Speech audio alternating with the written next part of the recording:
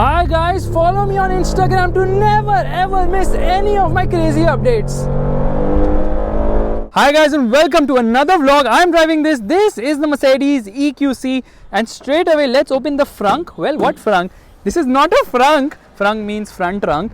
But this is actually where the motor is there, the front motor is there, and it gets these blue highlights to signify that it is electric. Everything is so well concealed here, but look at this warning. Well, that's interesting. There's insulation right there. I don't think it needs any sort of insulation, and obviously hydraulic struts. Let's close this, and from the front it has a very distinct style. Yeah, some might find it a little overdone. It has a lot of chrome as well. You see the chrome everywhere, and the grille also gets chrome. Well, I'll tell you something. You can also get a full black grille, which I think is there on the special edition model from 1886. 1886 special edition model, what is that? Well, on the front fender it says 1886 because that's when Daimler actually started making cars. You get these blue highlights in the headlights, and of course this is the DRL projector setup too. Meanwhile, chrome treatment, that is the Mercedes logo, and this is completely fake. Like really, why would you need fake vents here on this car?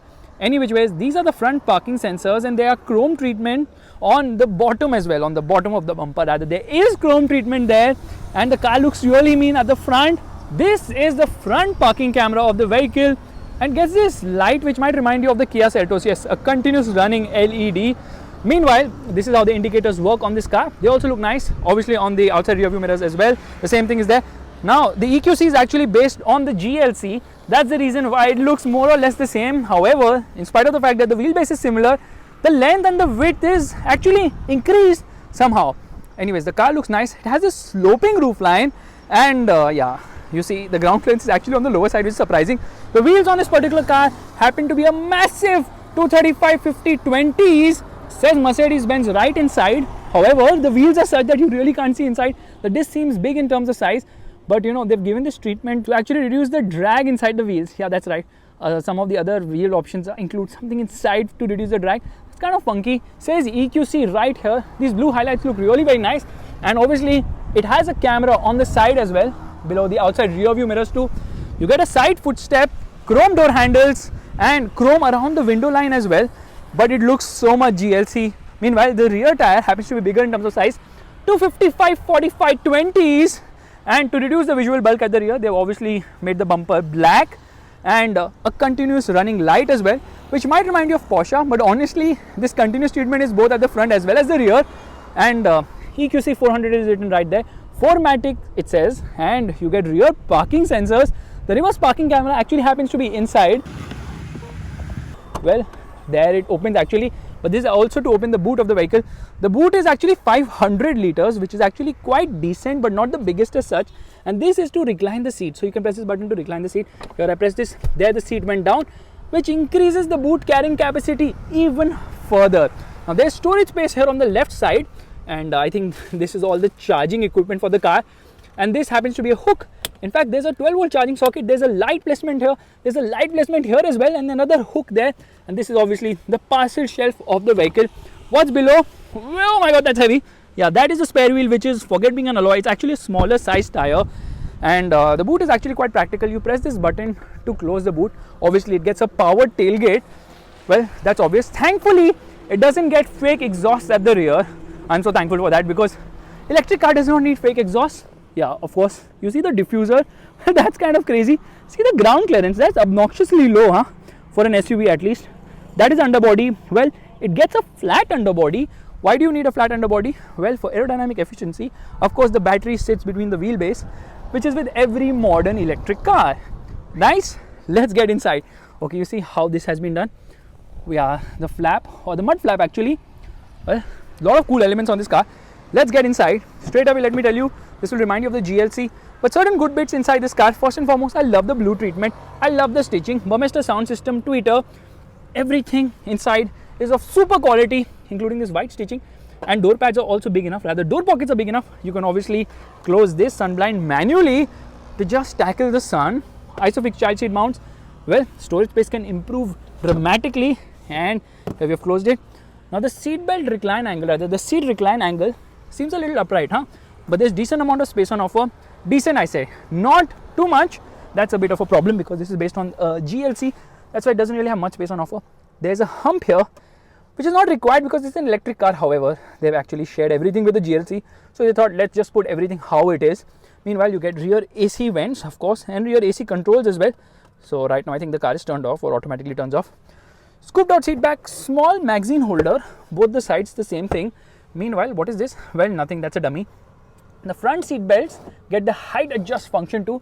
There's a light here along with a hook and a handle. Same is the case on the other side as well. Cabin is kind of on the black side. However, it's not as wide to seat 3 people comfortably, although Mercedes has given 3 adjustable headrests, and there's a center armrest as well with, yeah, this actually opens and you get a sauce inside. That's kind of weird. I'm just kidding. You can open this. These are the cup holders. If you so wish to keep your bottles, you can do that. But right now I just kept it in the boot. Seat is really very nice. I love the finishing. It's a little bit on the stiffer side, but the quality and fit finish of this car is absolutely mind-blowing. The dashboard actually looks very nice. It is very different from what we have seen from Mercedes-Benz because the center console is actually tilted towards the driver. Looks very premium without a doubt. I love the way Mercedes has tried to differentiate its electric cars so much. Okay, this is where the charging happens. Okay, you just open this. This is how it opens. Now this is obviously for the AC charger. This is for the DC charger, and you just press a button, it opens. It's really very nicely done. And this is information about the tire pressures which you need to maintain. Now of course you can lock the charger so that you can leave it overnight. Nobody's going to touch it. Even if a person touches it, they cannot remove it. Let's get inside. First and foremost, let me tell you that I love this blue treatment which I already told you at the rear, and love the stitching. In fact, the speakers have this beautiful treatment too, and it gets heated seats both for the front seats. No cooling function unfortunately. Door pockets are massive in terms of size. You can keep a lot of stuff. You can press this button to open the boot as well. Yeah, press this and there, see, the boot opens. That's kind of nice. Why am I doing it again? Already done it once, but you can also close it from here. That's pretty cool. Meanwhile, it says EQC right here. Yep. So when you're stepping inside the car, you should not forget which car you're sitting in. And the power window controls are metallic, so are the controls for the outside rear view mirrors. Really very nicely done. And the front seats obviously get multiple way adjustment along with memory function. You can save up to 3 people settings. Now you cannot control the co-driver seat from here, which is kind of unfortunate. I could not hit her seat, which is really very sad. I love the finishing. I love the treatment. It's really nice. Burmester sound system. Although it could have had rotating speakers, but that would have eaten into the battery of the car. Well, that's why it doesn't. Meanwhile, there is no issue in terms of under thigh support, because that's adjustable. Yes, you can improve the under thigh support at the front, and there is a fire extinguisher right here because this car is really fiery. I'm just kidding. Seats are really very nice and comfortable. I love the seats, but why a single pane roof? They should have had a panoramic roof, a big massive roof.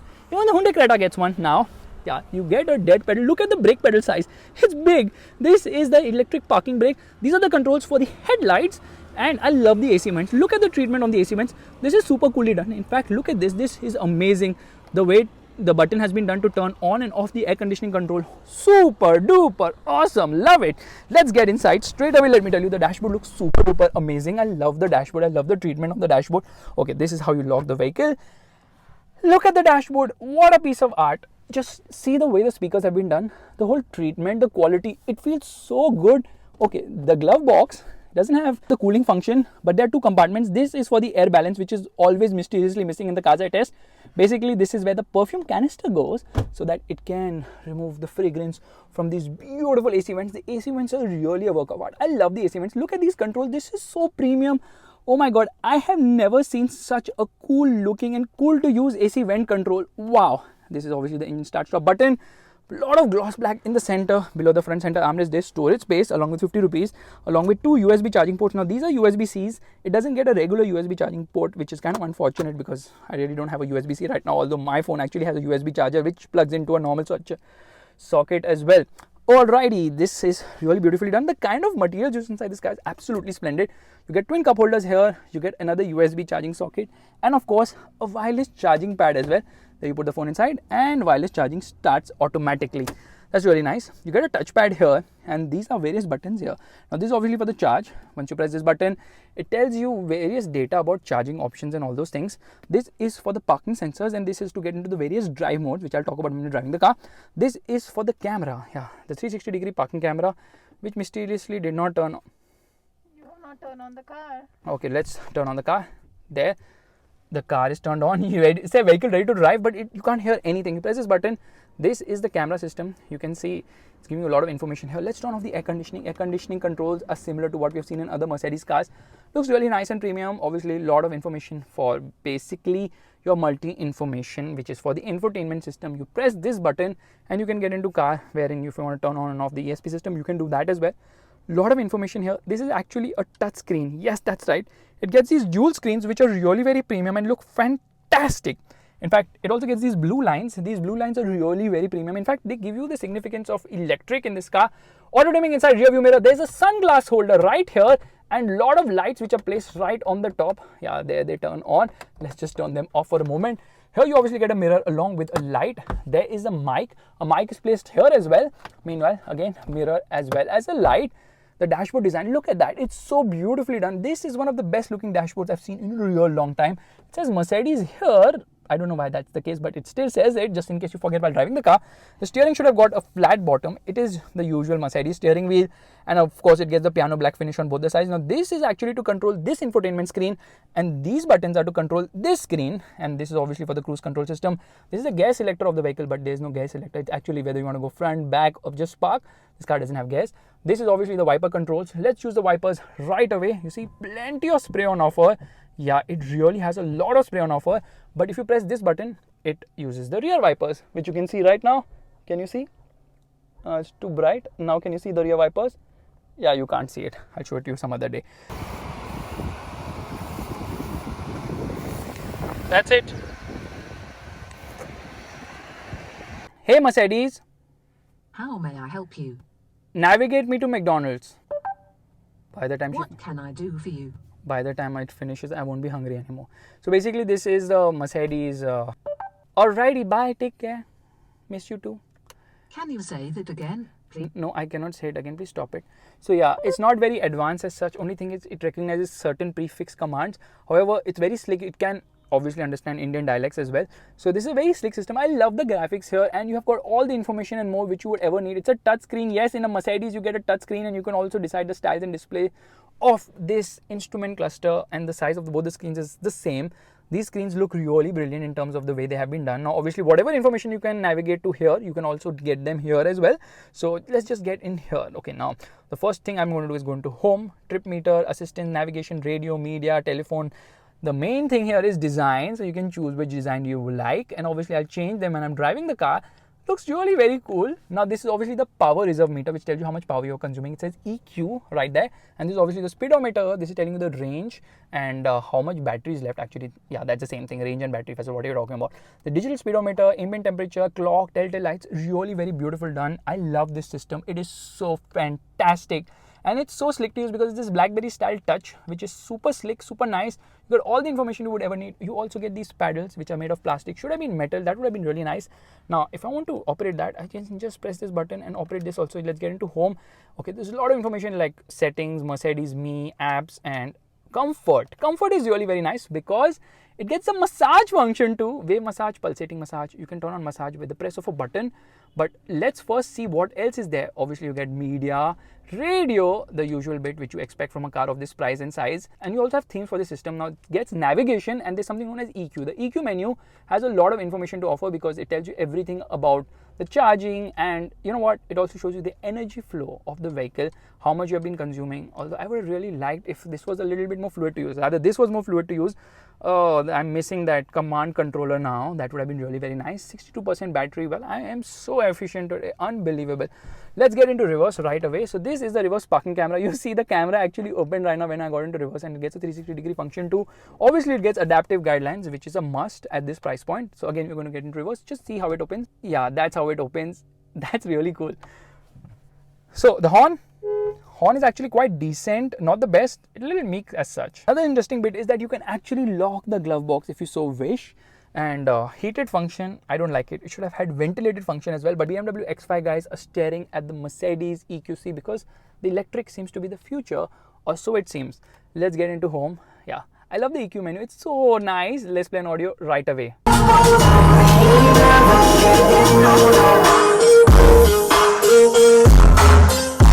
Audio quality is fantastic. It's absolutely mind-blowing, the audio quality. And obviously you can adjust steering wheel both for reach as well as rake, and it's an electric adjust at that. That's really wonderful. Obviously, it gets automatic headlights, it gets automatic wipers, it gets a ton of safety systems as well, a slew of airbags. This car is loaded to the gill. Let's start driving right away. So right now we are driving the Mercedes EQC 400, and you can see it is so easy to drive. It feels so light, it feels so silent, unbelievably silent. In fact, the electric vehicles have that whine. This car doesn't even have that. I mean, it's so restrained, you can barely hear anything. That's how smooth it is. Right now we are actually driving in eco mode. So in eco mode, everything is very calm, very serene. You can barely hear anything, and the motor itself feels so relaxed. There's good amount of punch on offer as well. The air conditioning is on, of course. We're just going to turn off the air conditioning. Air conditioning is off, and regen is actually turned off. If you turn on regen, obviously you have to be a little careful while driving, which we'll come to in a bit. So everything is smooth and refined. But even if in eco mode, I bury my right leg to the ground, this is what happens. Absolutely takes off right ahead. But hey, eco mode is not the fun part of driving an electric vehicle, because obviously it conserves the range, and I don't really care about the range right now. So what you're going to do is we're going to change the modes. There are 4 modes on offer. There's eco, there's comfort, and there's sport, and of course there's individual as well, which lets you change a few parameters, like obviously the performance of the car and the steering wheel. This one does not get an air suspension or adaptive dampers. It gets a self-leveling suspension at the rear, so that if you load more stuff, well, it flattens it out. But other than that, there is not much trickery inside other than an electric motor, which gives you performance like this. Okay, we are just driving very coolly, calmly and all, and look at the way it accelerates. In fact, it goes from 0 to 100 kilometers per hour in 5.1 seconds, but the top speed is just 180 kilometers per hour. Now let's come to the heart of the matter, and there is no heart as such, because there are 2 electric motors inside this car. One electric, actually both of the electric motors produce the same 200 around horsepower, so 408 horsepower is the output from these electric motors. Meanwhile, the torque output is a stupendous 765 Newton meters right from get-go. Yeah, that's from 0 RPM, thrusting this car ahead like a javelin throw, because the performance is absolutely unreal. It takes off like nobody's business. There's so much thrust on offer. It's unbelievable how great the performance is, in spite of this car weighing 2,500 kgs. Yeah, that's right, 2.5 tons is the weight of this vehicle, which is a lot of weight this car is carrying. This is car obviously based on the GLC, but the weight of the batteries itself is around 600 freaking kgs, and that's the reason why it weighs so freaking much. But Mercedes believes that the battery does not weigh down the car as such because of the torque, of course. However, it obviously affects the handling. Yeah, you don't feel the weight of the vehicle as such while driving. It doesn't feel cumbersome at all, but it actually, you know, around the corner you can feel some amount of roll because of, yeah, you see the movement is because it's super soft. The suspension is super duper cushiony. It's extremely soft, and the softness is such that, believe you me, that over sharp bumps the car does move around a lot, but for the most part the ride quality is really very nice. At higher speeds, obviously there is this movement, the vertical movement, which happens like on these roads. Here we go. Yeah, a little bit of vertical movement because the suspension is just too soft, too cushiony, and the steering is also devoid of feel, unfortunately. Yeah, it's not the most feelsome steering wheel, something we have not expected from Mercedes-Benz in a long time. But yes, the steering doesn't offer much feel or feedback. It is light, it is easy to twirl, and definitely weighs up at higher speed. However, it's not something which will egg you to push around corners. This isn't the car for that because of its weight, because of the comfort-oriented nature of this vehicle. It just likes to glide through effortlessly. Now what you're going to do is we're going to get into the brakes, because braking performance is also very strong on this vehicle, and like I told you, it just picks up pace so fast now. Before you know it, well, you're already breaking the speed limit. That's how punchy the performance is. I like the brakes on this car, and you've got 5 regen modes as well. Left foot on the brake, right foot on the accelerator, revving the motor, 100% power. That's the most silent launch you would ever feel, because it just takes off with no noise whatsoever. In fact, you can barely hear the road noise or the tire noise or the wind noise as well, because overall insulation is just fantastic. It just feels so silent, so composed, so refined. Brilliant motor, wow. However, it's not got the Tesla punch. Yeah, the Teslas obviously have more power. Now this gets, like I told you, how much is the power and torque. But another thing which I forgot to tell you is that it gets an 80 kilowatt battery. Yeah, which means that it is lesser than what is offered by Tesla when they offer you the P100D, because the P100D obviously has a 100 kilowatt battery. How much it can go on one full charge? It's around 400 to 450 kilometers, depending of course on your driving style. But in the real world, expect somewhere between 300 to 350, not more than that, because obviously when you're going to extract all that performance from the car, the battery is going to deplete faster. Ideally though, you can extract almost 375 kilometers, but that is when you change the regen mode. Now these paddles are not to change gears because this is obviously an electric, so it has a single speed box. Okay, there's no gearbox as such, it's just a single speed and just a relentless pursuit throughout the rev range with a great low end, good mid range, and top end of course lacking. Now I'm in the highest regen mode. There are 5 regen modes actually. Right now I'm in D, so when you lift off the throttle it actually decelerates, not very sharply, but it still decelerates. Now if I get into D minus, it decelerates even faster, and if I get into D double minus, which is D minus 2, it decelerates to an extent where it almost stops. Yeah, it's almost stopping. I'm not applying the brakes, it is almost going to stop because it really does, you know, try to conserve that energy and put it back into the battery with regenerative braking. It's extremely sharp, and this is something you need to get used to. Camera view is fine. However, you can also put this into D auto, which is basically the car will decide how much regen is needed, which means that in case it realizes that there's traffic ahead, it will increase the regen accordingly so that you don't have to apply too much brakes, and thereby actually charging the battery.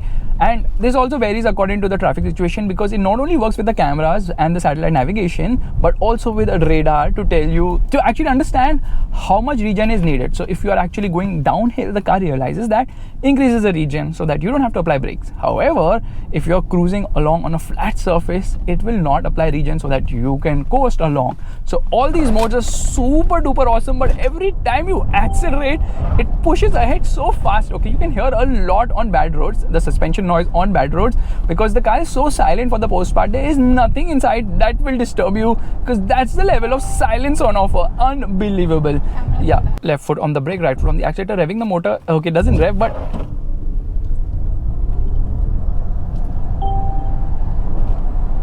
it just takes off. So how much time does the battery actually take to charge? Well, it depends on your charging options. If you take your house socket and plug it in, it's going to take 40 hours as per Mercedes' global website, but the Indian counterparts are saying it takes 22 hours. So maybe our charging is faster than the global options. Jokes aside, you have to be really very careful over bad roads, because somehow it has a tendency to scrape its underbelly. That's kind of surprising that the ground clearance of an SUV is that bad. Or maybe it's the battery weight. Okay, now obviously the battery is placed on the floor, because of which, of course, the balance is there. I mean, in terms of aerodynamic efficiency, in terms of center of gravity, everything has been well taken care of. In fact, talking about aerodynamic efficiency, it's got a lot of aero bits to reduce the wind noise, to improve the overall CD of this car, which is much better than the car it's based on, of course, the GLC. So if you take a regular wall socket charger, which Mercedes will install at your house, it is going to take 10 hours to go from 10 to 100%. However, if you opt for the DC fast charger, which obviously you cannot install at your house because it's very expensive, in spite of this cost of the car, you still cannot install it at your house. That will take it from 10 to 80% in just 40 minutes, or 10 to 100% in around 90 minutes. So basically, it consumes 20 kilowatt every 100 kilometers, and that's the reason 80 kilowatt battery results in you having a range of around 400 kilometers. So it doesn't really take much time to charge if you get hold of a fast charging station, which is a sort of a challenge in the Indian scenario. So you obviously get these blind spot monitors on either side. The car doesn't make any sound, no fake sounds also. That's very nice actually, but it obviously has to make that pedestrian sound to alert the pedestrians that the car is coming. Although I can't really hear it on the inside, it must be there on the outside telling people like, there's some car coming right now, so be careful of it. And the thing is that there's a lot of smart tech inside this car. First and foremost, it actually preheats the battery for charging. If you put a charging station in the navigation to actually navigate to, it will do that as well, so that it's able to optimally charge in the given time. Meanwhile, this is actually a front-wheel drive car. It is a 4MATIC, but the front electric motor, the electric motor at the front drives the car, and when you get hard with the accelerator, the rear motor also kicks in to give you additional boost as well as traction too, and obviously it's got torque vectoring as well in order to keep the car composed. However, 4MATIC really doesn't work all the time, and that also aids in terms of efficiency. So how good is this Mercedes EQC? Well, first and foremost, I really love the performance of this car, but the range is not the best. I love the build quality and the technology and the features on the car. However, the packaging is not the best. And why is the packaging not the best? Because this car is not made as an electric vehicle from grounds up. It is actually the GLC which has been made into an electric vehicle, and that's the reason why a lot of internal combustion components are still inside this vehicle, like the tunnel which goes from the front to the rear, which is I think for the exhaust or for the gears, whatever, that's still here. It's not needed, but they have not removed the structure just so that it complies with all the crash test worthiness which the GLC has already achieved. Well, why re-engineer something like that? But that also eats into the practicality of this car. There's no frunk here. I mean, there should be a frunk, and when you compare to the Tesla Model X, you realize the Tesla Model X doesn't have the same level of fit and finish as a Mercedes. However, it gets these amazing doors. It's a 7-seater, better performance, and a lot more. But obviously, it's not coming to India anytime soon, so there's no real comparison. As Mercedes' first electric car, I know they have made the SLS electric drive and the B-Class electric and all those things, but right now I think this has been the first electric car in the modern era from Mercedes-Benz. It simply offers great performance and is a very well-rounded package, aimed towards comfort, not really sporty. You see, come around the corner, there's some amount of body roll. Actually, there's quite a lot of body roll, aided by the fact that it's a heavy car, and other than the heaviness, it's also very softer suspension on offer. And with a price of around 1.5 crores, almost double than the car on which it is based on, well, it is extremely expensive as well. But you really get something extremely different, future ready, and as Mercedes likes to call, sustainable luxury. And that's where this EQC absolutely shines. But you just don't have the feel of driving this car. The future is certainly going to be extremely boring. I need to hear those sounds.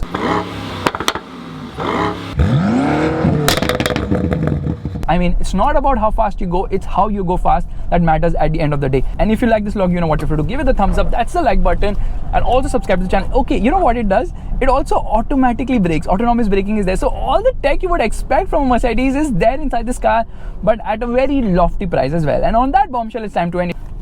Why am I downshifting? It's a regen actually. The regen works so crazy now. You have to be careful, but at least there's some amount of interaction with the car and some engagement by using the pedals. Otherwise, it's just like silence, driving in silence, not knowing what's happening, just moving ahead, cruising along.